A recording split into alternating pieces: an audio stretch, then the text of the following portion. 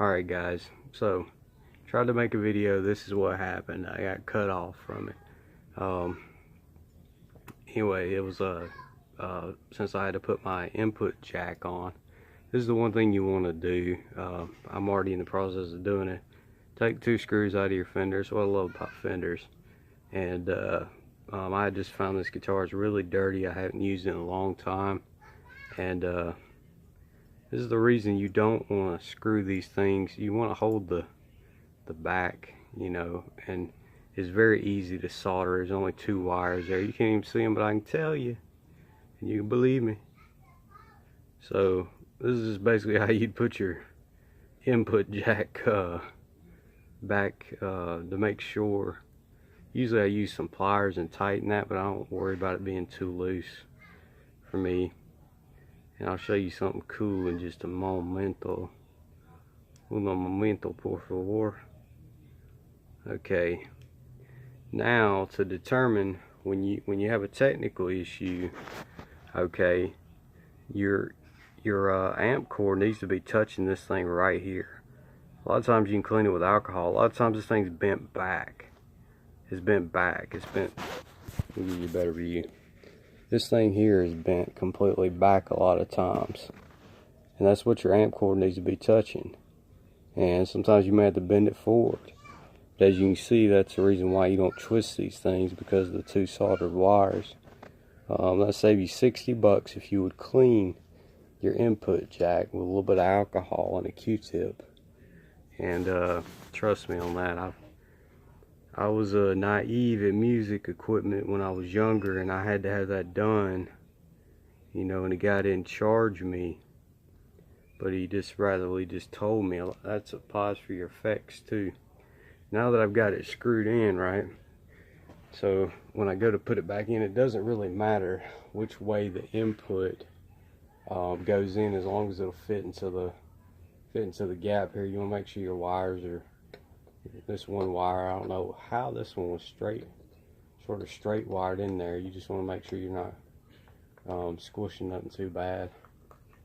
Just put your screws back in. I had to redo this vid because I had a pop-up and it stopped it.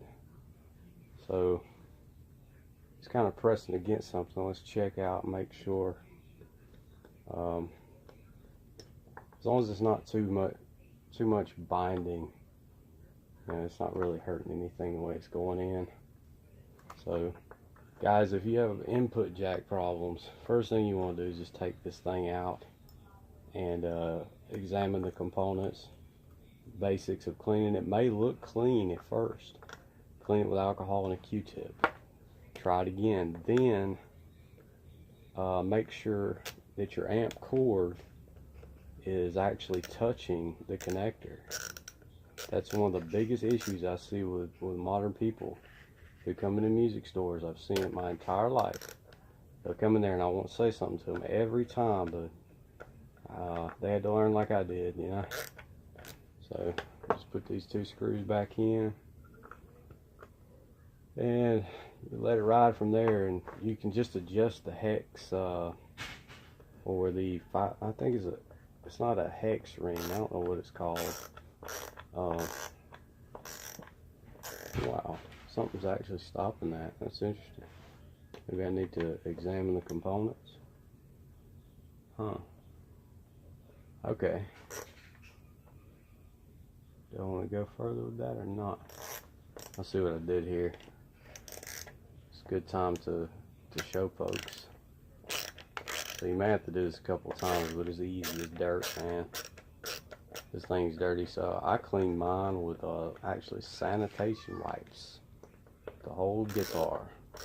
What I love about Fender and Squier products is you can beat them up, you can ding them, dang them. You ain't gotta worry about all that pretty junk like Gibson, you know.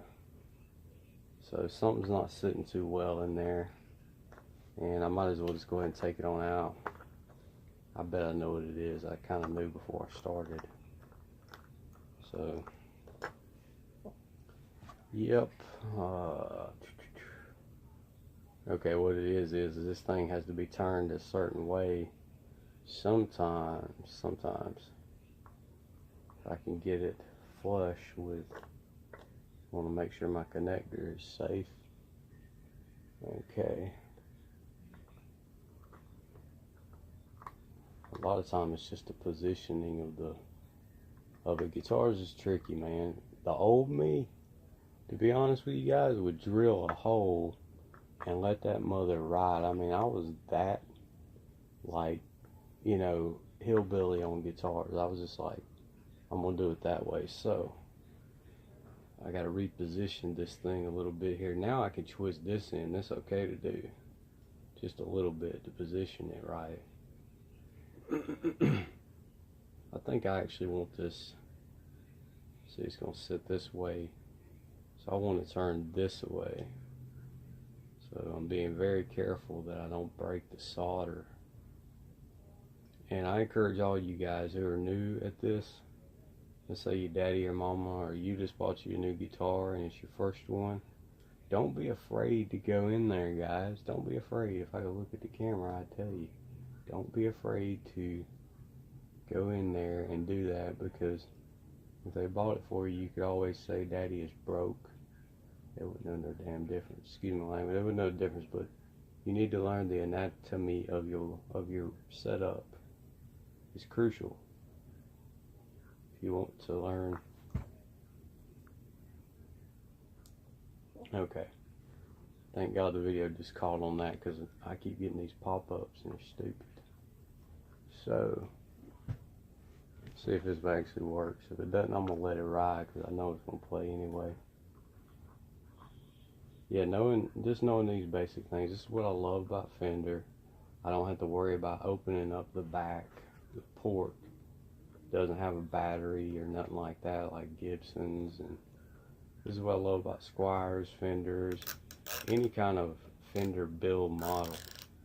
This is why I kind of stand by their, I love their reputation. Don't get me wrong, I love Gibson. But I've just learned with Fenders, you have a lot to work with.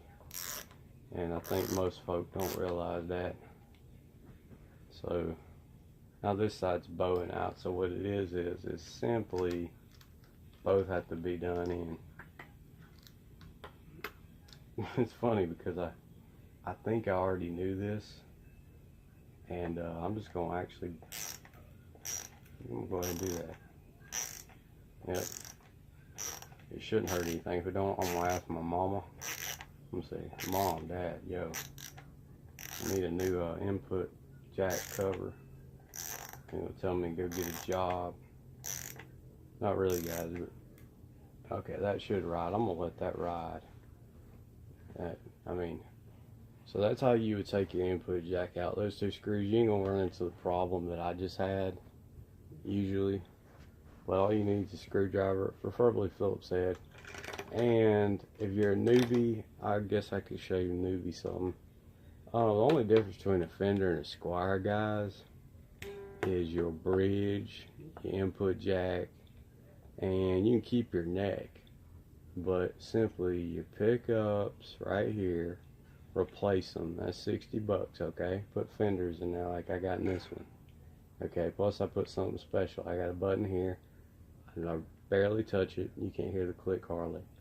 It's a boost button that gains my mid-range.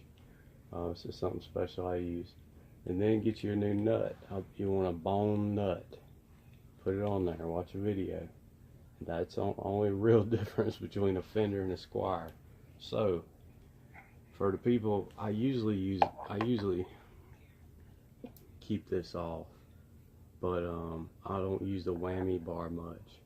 To replace the bridge, if you do, I don't feel no need in replacing my bridge because I don't use the whammy bar. Go ahead and buy you a Fender bridge. I mean, with Fender, it's like you're chroming out a 60, you know, or 57 Chevy, you know. That's how I feel about Fender. This thing is really, really dirty, and I'll show y'all what I clean them with. I've just adapted over time different methods, but since alcohol seems to work well with guitars, as long as you don't drink it, man. Use these are alcohol sanitation wipes. You might take 4 or 5, and you can use these on your input jacks as well in the chrome. So I hope that helps somebody. I don't know. There's probably a million videos. There's probably roadies out there, but don't be afraid to explore your guitar, and that's the whole point of this video, kind of. Because at one time I was afraid to, and then I kind of had to, and I didn't have any money. So anyway, guys, I hope you enjoyed the video on the Strapmeister, but the only thing I did different was I installed the boost I did on my own. I used the Eric Clapton method, the boost button. It only cost me, it looks like an input jack. You only have to solder 2 wires to that one, and that's it. Underneath your volume knob, I want to say $30 or less. I think I traded something too and got it knocked down, so around 30 bucks, and then 60 for the pickup, so that's 90. The guitar in total was around 80 bucks, so that's about almost $1,000 gap. Now it's worth about $1,000 since I replaced the nut and the neck as well. I know I said earlier I didn't, but I did. So that's the really only difference, is on like $100, and you can make yourself a Fender. The only thing is the plastic body. You'll notice this on Squiers and Fenders, which does give you a bunch of cool ideas. You can hollow this out and put a bunch of cool stuff in there. So a lot of my buddies do. A lot of my old buddies do. Anyway, I hope you enjoyed the video. God bless you guys. Tune in for more of my music. Before I go, my amp, the one I intended to use, was one of the victims of the electrical problem last night, and a new smaller one made by Gibson will be taking this place. So tune in.